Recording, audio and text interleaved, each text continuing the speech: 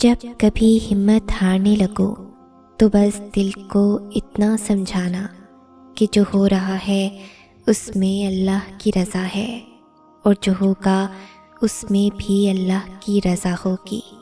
پتہ ہے ہم بے سکون تب ہوتے ہیں جب ہم اللہ پہ اس طرح سے یقین نہیں رکھتے جیسے رکھنا چاہیے، پھر ہمارا دل بے چین رہتا ہے اور ہر چیز بے معنی اور اداسی لگتی ہے۔ اس لیے ایک لمبی سانس لو اور گزرا ہوا اچھا وقت یاد کرو، اور اگر یاد کرنے کو گزرا ہوا اچھا وقت بھی نہیں مل رہا تو آنکھیں بند کر کے ایک دفعہ ان تمام مراحل پہ نظر دوڑاؤ جن پہ اللہ نے تمہیں تمہارے کہنے سے پہلے ہی سنبھال لیا تھا۔ اس کی نعمتیں یاد کرو، اس کی حکمتیں یاد کرو، اس کی طاقتیں یاد کرو، رات کا دن میں اور دن کا رات میں بدلنا یاد کرو، اور آخر میں اس کا وعدہ یاد کرو کہ ہر مشکل کے بعد آسانی ہے، ہر اندھیری رات کے بعد چمکتا ہوا سویرا ہے، اور اسے اپنے قریب محسوس کرو۔ بھول جاؤ کہ کوئی شہرت کا فاصلہ بھی ہے، بس بے ساختہ ہونٹوں پہ اس کا نام طاری کر لو، پھر دیکھنا یہ شہرت کا فاصلہ بھی ختم ہو جائے گا، اور وہ کیسے سکون بن کر تم میں سما جائے گا۔ اے اللہ، میں نے تجھے وہ فاصلے سونپے جن کی مسافتیں مجھے معلوم نہیں، وہ راستے جن کی منزلیں مجھے نظر نہیں آتی، وہ امیدیں کہ جن کا بھر آنا محال لگتا ہے، وہ دعائیں جن کی قبولیت کا میں وقت نہیں جانتی، وہ نعمتیں جن کے حصول کے اسباب میسر نہیں۔ تکلیف کے راستے روشنی ملتی ہے، اور روشنی کے راستے نور۔ صبر تو یقین کی آخری حد ہے۔ اب آپ کہو گے یقین کی تو حد ہی نہیں ہوتی، بس تبھی تو میں کہتی ہوں کہ صبر ہی یقین کی آخری حد ہے، کیونکہ صبر بھی یقین کی طرح لامحدود ہوتا ہے، اور جب اللہ یقین عطا کرتا ہے نا تو صبر خود ہی آ جاتا ہے۔ اللہ کے فیصلوں پہ صبر، زندگی کی تلخیوں پہ صبر، من پسند چیز کے چھن جانے پہ صبر، کسی اپنے کے روٹ جانے پہ صبر۔ جب یقین پاس ہوتا ہے نا تو صبر کے حسن کو بھی 4 چاند لگ جاتے ہیں۔ بس یوں انسان نڈر ہو جاتا ہے، ڈرنا چھوڑ دیتا ہے، کیونکہ تب دل ہر بات اللہ کے سپرد کر دیتا ہے۔ یہی طاقت ہے صبر کی کہ ہونے یا نہ ہونے، ملنے یا نہ ملنے کی طلب نہیں رہتی۔ زندگی کو ضرورت کی طرح گزارو، خواہش کی طرح نہیں، کیونکہ ضرورت فقیر کی بھی پوری ہوتی ہے، لیکن خواہش تو بادشاہ کی بھی ادھوری رہ جاتی ہے۔ میرے اللہ تو سب جانتا ہے، میرے ٹوٹے ہوئے حوصلوں کو پھر سے جوڑ دے، آمین یا رب العالمین۔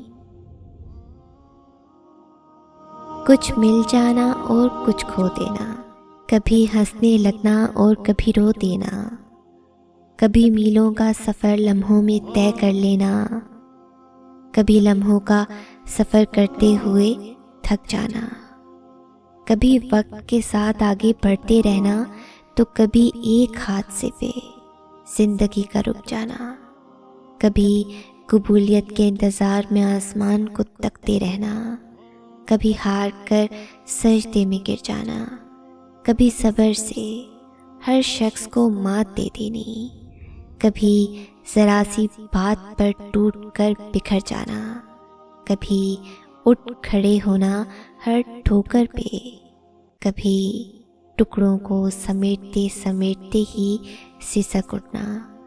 زندگی گر کر اٹھنے کا نام ہے، زندگی اللہ پہ یقین کا نام ہے، زندگی معجزوں کا نام ہے، زندگی جسم و جان کی موت سے پہلے کی سانس کا نام ہے، زندگی مسکرانے کا نام ہے، زندگی معاف کر دینے کا نام ہے، زندگی مرنے تک جیے جانے کا نام ہے۔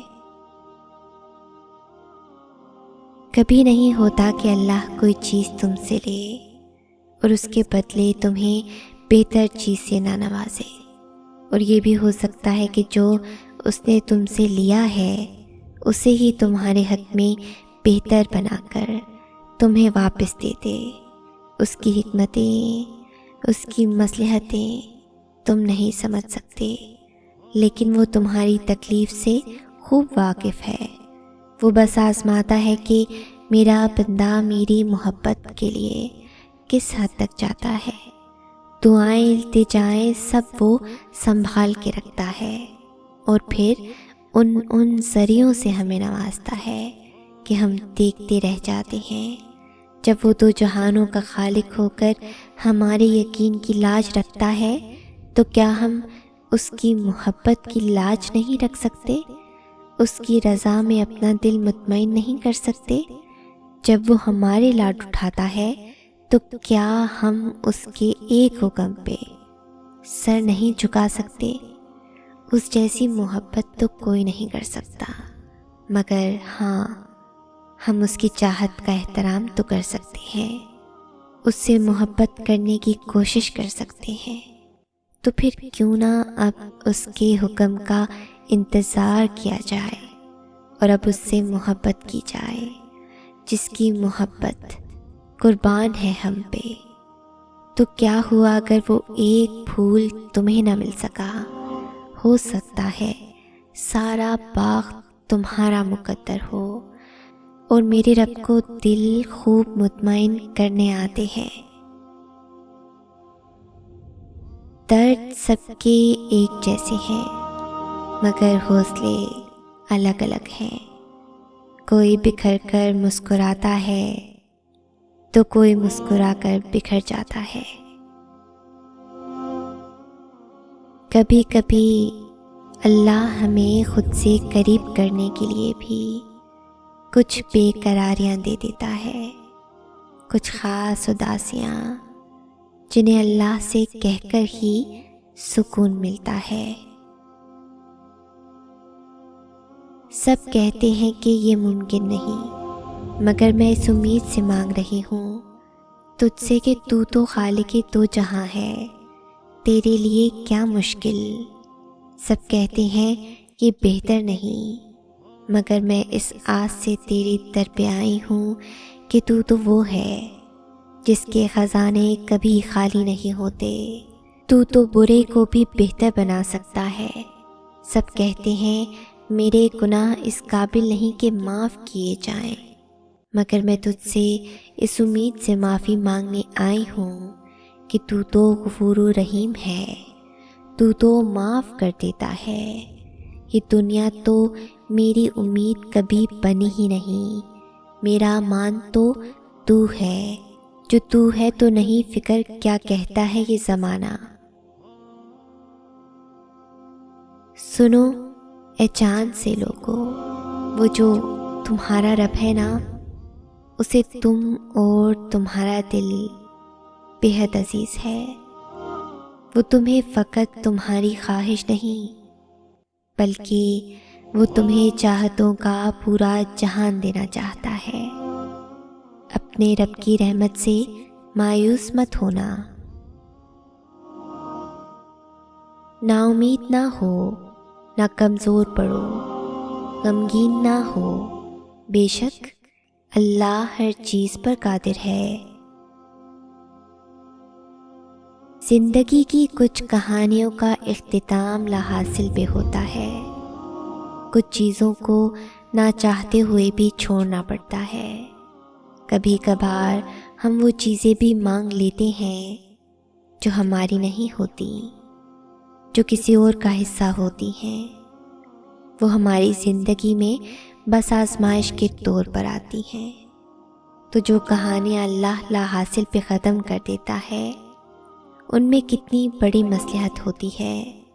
اگر اس وقت تمہیں اس بات کا اندازہ ہو جائے نا تو تم ساری زندگی شکر کے سجدے سے نہ اٹھو. اللہ چاہے تو تمہیں تمہارے حال پہ بھی چھوڑ سکتا ہے، مگر وہ ایسا نہیں کرتا. وہ ہمیشہ تمہاری حفاظت کرتا ہے. ہاں، ابھی یہ حکمتیں سمجھ میں نہیں آ رہی، مگر یقین کرو ایک دن سب سمجھ آ جائے گا. پھر تم شکر کرو گے کہ فلاں فلاں چیز تمہیں فلاں فلاں وقت نہیں ملی. تم نہیں سمجھتے، مگر دینے والا خوب جانتا ہے. پریشانیاں بہت ہیں مگر مطمئن ہوں کہ اللہ سب دیکھ رہا ہے. میں ہر کھو جانے والی شے، چھوٹ جانے والے انسان اور لوگوں سے ملی تکلیف پر صبر کر چکی ہوں. مجھے نہ اب کھو جانے والی چیز کی طلب ہے، نہ ہی چھوٹ جانے والے انسان کی ضرورت، اور نہ ہی لوگوں سے کوئی شکایت ہے. اللہ نے میرے دل کو اطمینان سے بھر دیا ہے اور میرے لیے وہی کافی ہے. میرے اللہ، مجھے آپ پر یقین کرنا سیکھنا ہے جو مجھے ہر مشکل سے لڑنے کا حوصلہ دے. آپ کی ذات پر توکل کیسے کیا جاتا ہے میں نہیں جانتی. مجھے توکل کی اس بلندی پر پہنچنا ہے کہ دنیا میرے سامنے بے معنی ہو جائے اور اللہ کے سوا نہ تو تمہارا کوئی دوست ہے اور نہ کوئی مددگار. میں شاید صبر کے پہلے درجے پہ ہوں، اسی لیے آج بھی میری زبان پر کبھی نہ کبھی کوئی نہ کوئی شکوہ آ جاتا ہے. مگر میں چاہتی ہوں کہ یا اللہ میں جلد صبر کے اس درجے پر پہنچوں جن کے لیے تو نے قرآن میں فرمایا ہے بے شک اللہ صبر کرنے والوں کے ساتھ ہے. اور میری زبان سے ہمیشہ ہر حال میں بس الحمدللہ نکلے.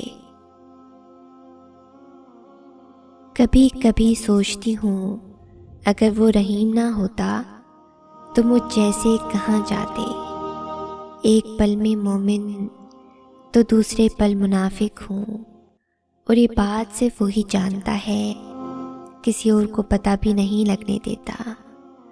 نہ جانے کتنے دن، کتنے مہینے اور کتنے ہی سال اس کی نافرمانیوں میں گزار کر اسے ایک بار پکارے تو پکار سن لیتا ہے. کون کر سکتا ہے ایسی محبت میرے رب کے سوا؟ زندگی میں اکثر مقامات پر میں نے جانا کہ میرے ساتھ اللہ کے سوا کوئی نہیں ہے، اور تبھی مجھے اندازہ ہوا کہ صرف اللہ کا ہونا کس قدر بہتر ہے. وہ الجبار ہے، یعنی ہر ٹوٹی ہوئی شے کو جوڑنے والا. تو پھر یہ کیسے ممکن ہے کہ تم فریاد کرو اور وہ اسے ادھورا چھوڑ دے؟ یہ کیسے ممکن ہے کہ تم اپنا بکھرا ہوا وجود لے کر اس کے پاس جاؤ اور وہ ان کرچیوں کو نہ سمیٹے؟ وہ ایسے سنبھال لے گا تمہیں کہ پھر کبھی تھکاوٹ نہیں ہوگی. تمہیں وہ یوں راضی کر دے گا کہ پھر کبھی اداس نہ ہوگے تم. یا رب، میں اپنے دل کو تیرے سپرد کرتی ہوں. کہ یہ کمزور بہت ہے، مجھے ہر پل بے بس اور مایوس کرتا ہے، بس تو مجھے مایوسی کے اندھیروں سے نکال دے۔ اے میرے پاک پروردگار، میرے دل کو مضبوط کر دے اور ایمان پر استقامت دے دے۔ بے شک تیرے علاوہ کوئی معبود نہیں، تو پاک ہے، میں ہی ظالموں میں سے ہوں۔ میں نماز تو پڑھتی ہوں، لیکن نہ دھیان ہوتا تھا نماز میں اور نہ سکون ملتا تھا۔ باقی لوگوں کو جب چاہت سے پڑھتے دیکھتی تو خیال آتا کہ عبادت اور نمازیں تو ان کی ہیں، میں جو بے دہانی کے سجدے کرتی ہوں وہ مجھے کیا بچائیں گے۔ پھر ایک دن میں نے بہت اچھی بات پڑھی کہ اللہ کو کیے گئے سجدے کبھی بیکار نہیں جاتے، اور تمہاری بے دہانی اور نہ چاہنے کے باوجود پڑھے جانے والی نماز کا تو ثواب ان سے بھی زیادہ ہے جن سے تم نے خود کا مقابلہ کیا۔ تم خود سے لڑ کر شیطان کو مات دے کر نماز پڑھتے تو ہو، ہر نماز کے لیے تمہیں محنت کرنی پڑتی ہے نفس اور شیطان سے لڑنے کے لیے۔ ایسے میں کیے گئے سجدے کیسے بیکار جا سکتے ہیں؟ ابراہیم علیہ السلام کی طرح اللہ سے دعائیں مانگا کریں۔ ابراہیم علیہ السلام نے اللہ سے ناممکن چیزیں مانگی تھیں۔ مکہ میں پھل نہیں اگتے تھے، ابراہیم علیہ السلام کی دعا کی وجہ سے وہاں پھلوں کی کثرت ہو گئی۔ مکہ بیاباد تھا، ان کی دعا کی وجہ سے اللہ نے مکہ کو مرکز بنا دیا، جہاں جانے کے لیے لوگوں کے دل ہمیشہ مائل رہتے ہیں۔ اور کچھ لوگوں کو وہ موسیٰ علیہ السلام کی طرح لاڈلا رکھتے ہیں، انہیں تکلیفیں دیتے ہیں، انتظار کرواتے ہیں، ان کا صبر دیکھتے ہیں، لیکن پھر ان کے لیے سمندر سے راستہ بھی بناتے ہیں، فرعون سے بھی بچاتے ہیں اور پاکیزہ ساتھی بھی دیتے ہیں۔ تو کیا لاڈلوں کے حصے میں تکلیفیں نہیں آتی؟ جواب آیا، ارے نہیں، تکلیفیں تو سب کے حصے میں آتی ہیں، لیکن ان کے حصے میں زیادہ آتی ہیں جن سے محبت ہوتی ہے۔ وقتی حالات کی بنیاد پر پوری زندگی کو مایوس کن قرار دینا محض نادانی ہے، کیونکہ وقت کے ادوار بدلتے رہتے ہیں۔ اگر اس ویڈیو نے آپ کے دل پر اثر کیا ہے تو اسے زیادہ سے زیادہ لائک اور شیئر کریں۔ شان سے جئیں اور اپنوں کا مان رکھیں۔ انٹل نیکسٹ ٹائم، اللہ حافظ۔